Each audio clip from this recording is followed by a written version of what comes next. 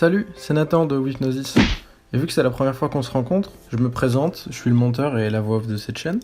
Pour le texte, le mérite ne me revient pas, c'est Catherine qu'il faudra remercier. Pour faire court, elle est hypnothérapeute et formatrice auprès des médecins en France. Autant vous dire qu'elle sait de quoi elle parle, j'espère. Nous avons décidé de monter ce projet pour expliquer à tout le monde en quoi consiste l'hypnose et ses différents mécanismes. Bon, assez parlé. Monteur! Intro!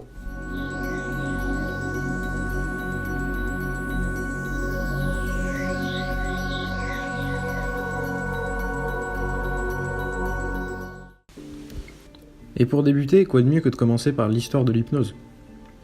Alors l'histoire de l'hypnose débute à l'aube de l'humanité, quand l'homme vivait en société primitive. L'hypnose est en fait une espèce d'état naturel, inné et instinctif de la conscience, ou encore simplement modifié, une sorte d'état parmi les différents états. Vous allez me dire, mais c'est quoi les différents états? Alors il y en a 4. Vous avez par exemple l'état de conscience cognitif, qui émet des ondes cérébrales de 14 à 25 Hz. Mais qu'est-ce que les ondes cérébrales, Nathan? On va y revenir. Le deuxième, l'état de transe hypnotique ou état modifié de conscience, ou encore veille paradoxale, qui émet des ondes cérébrales entre 8 et 13 Hz. En troisième, l'état paradoxal, qui émet des ondes de 4 à 7 Hz.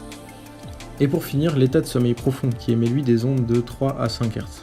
Pour aller vite, les ondes cérébrales ou rythme cérébral désigne une oscillation électromagnétique dans une bande de fréquences donnée résultant de l'activité électrique cohérente d'un grand nombre de neurones du cerveau tel que l'on peut l'observer en électroencéphalogramme ou EEG. Ces ondes sont de très faible amplitude, elles sont de l'ordre du microvolt chez l'être humain et ne suivent pas toujours une sinusoïde régulière. Et n'oubliez pas de respirer quand vous lisez une page Wikipédia.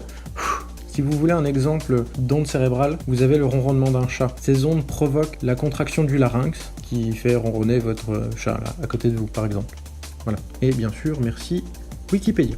Maintenant, pour rentrer dans le concret, les premières traces relatant des guérisseurs utilisant l'état d'hypnose ont été découvertes sur des peintures rupestres préhistoriques et par exemple, les Sumériens ont décrit en peinture sur des tablettes datées de -4000 avant Jésus-Christ des méthodes hypnotiques connues aujourd'hui. Les premières traces réellement écrites, quant à elles, datent de l'Égypte antique où les Égyptiens parlent de 12 paroles réparatrices. C'est quand même plus sympa à dire que...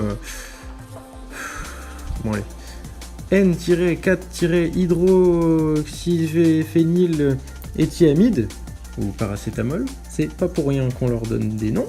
Donc pour revenir à nos moutons, l'égyptologue allemand Georges Ebers, qui est largement plus facile à dire, a découvert au 19e siècle des papyrus sur lesquels les hiéroglyphes racontent « Pose ta main sur ta douleur et demande-lui de partir ». Les Égyptiens décrivaient l'utilisation de ces pratiques pour anesthésier et même pour opérer et aussi pour soigner. D'autres traces chez les Grecs sont avérées aujourd'hui. Des explications retrouvées dans le marbre du sanctuaire, d'Asclépios, à Épidore, sur le Péloponnèse, qui était connu pour être le haut lieu de la médecine grecque. Et ces tablettes parlent de la médecine par les songes, ou autrement dit, par les rêves. D'ailleurs, Platon écrivit que l'on ne peut soigner le corps sans soigner l'esprit, car les Grecs comme les Égyptiens avaient compris l'interaction entre l'inconscient et ses capacités à guérir le corps, et ils l'utilisaient. Côté chinois, il faut se tourner vers...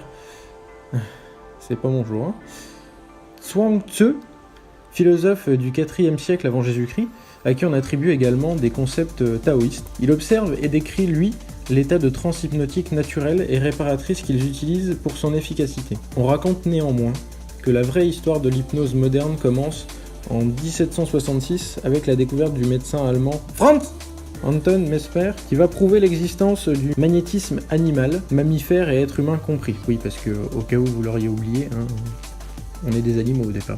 Il va d'ailleurs prendre la décision de donner une explication rationnelle au phénomène hypnotique et à son utilisation thérapeutique développée au XVIIIe siècle, y compris en Occident. En 1829, on relate la première vraie opération chirurgicale sous hypnose, avant toute existence de produits anesthésiens. En 1841, un chirurgien écossais du nom de Braid va donner son nom à cet état, hypnose, tiré du nom grec hypnos, qui est en fait le dieu du sommeil, et son nom chez les Romains, somnus, hypnos, somnus, hypnose.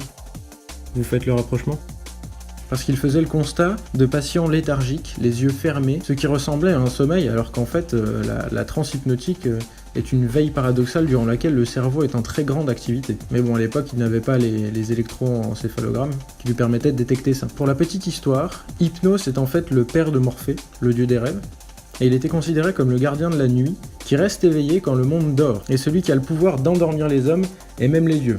Oui, je sais, on dirait un peu un pervers comme ça, mais il avait de bonnes intentions au départ, lui. Dans cette même période, au 19e siècle, un mouvement de psychologues se met en route pour expérimenter les phénomènes hypnotiques sur le cerveau. À sa tête, on notera le professeur Charcot, chef de service à l'hôpital de la Salpêtrière à Paris. Et dans son sillage, Freud, Bernheim, ainsi que tout le mouvement de l'école de Nancy, qui oriente, elle, ses travaux sur l'art de la suggestion pour activer le cerveau. En 1901, c'est la naissance du psychiatre et écrivain américain Milton Erickson, qui est aujourd'hui considéré comme la référence mondiale en matière d'hypnose permissive, qui donne son nom à l'hypnose ericksonienne, la seule reconnue médicalement en France. Atteint d'une poliomyélite, il va pratiquer une forme de thérapie hypnotique sur lui qui va lui permettre de sortir de ce fauteuil, ce qui lui valut d'être appelé aux États-Unis le guérisseur malade. Hey, si vous voulez en savoir plus sur lui, cliquez sur le petit lien là-haut.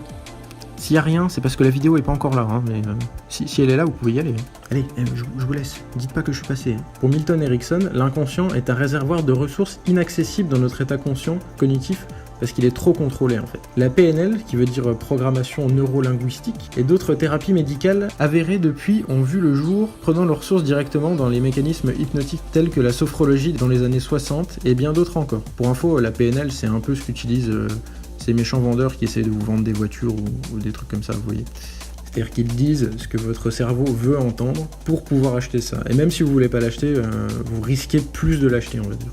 Mais bon, c'est pareil, on y reviendra plus tard. Depuis 2012, l'hypnose est d'ailleurs reconnue comme thérapie complémentaire par l'Académie médecine en France. Elle est donc légale et se développe sur tout le territoire. Elle entre dans tous les hôpitaux et elle est enseignée auprès du corps médical par toutes les régions de France. C'est justement ce que fait Catherine, la spécialiste de la chaîne. Voilà qui conclut notre première vidéo. Si vous l'avez aimé et que ça vous a intéressé, pensez à mettre un pouce vers le haut. Si vous ne l'avez pas aimé, mettez un pouce vers le bas. Mais bon, pour ceux qui mettent un pouce vers le bas, on peut faire beaucoup de choses avec l'hypnose, hein. Faites attention à vous. Si vous avez des questions, posez-les dans les commentaires. Ou sinon encore, vous avez le lien de notre Twitter dans la description de la vidéo. Allez, c'était Nathan, et à la prochaine fois.